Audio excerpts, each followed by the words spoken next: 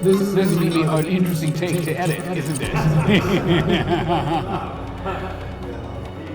Yeah, it's okay. We can just keep going because my name is Francis J. Tiberius, and I'm here to talk about media and trust and why we consume what we consume. There's a bonanza of studies that exist out in the world that tell us that there is no agenda, there is no liberal bias, that there are no conservative agendas out in the media that we consume. But is that true?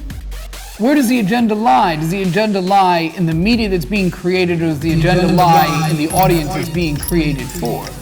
Some scientists and people that have no science degree but pretend like they're scientists would all agree that it's probably the latter.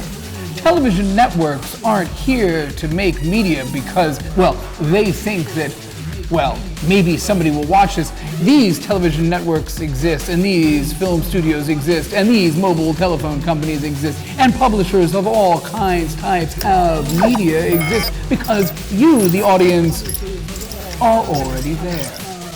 Have you ever thought about it like that? It's called reverse engineering. Go from A to B is one way to look at life, but there's also a way to go from B to A. Stop and think about the perspective that you use when you watch what you watch.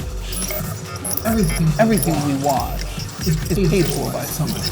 It's not created out of the goodness of somebody's heart. Have you ever thought about the TV ads that showed during TV shows that you happen to watch? Have you ever thought about the fact that you're a 65-year-old man and all the TV shows you watch have an ad for Rogaine in them? I can guarantee you this, that there are no Rogaine ads on a television network that only services 23-year-old children.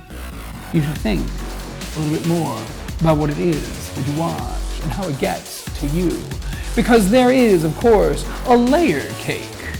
And from the top to the middle, watch my hand, all the way to the bottom, there are people with opinions. I have an opinion, they have an opinion, and me as the mouthpiece who's paid for and funded and developed by another man, by another man, by another man, by another man, and because this is a politically correct show in 2015 by a woman, they all have opinions too. So we should pay attention to them because they're the ones who are telling me what to tell you. And that is where the trust comes in. You're watching this, you choose to watch this, you choose to consume this information, but you don't even know why. Why? Is it because that we're all cheap? Of the electronic variety?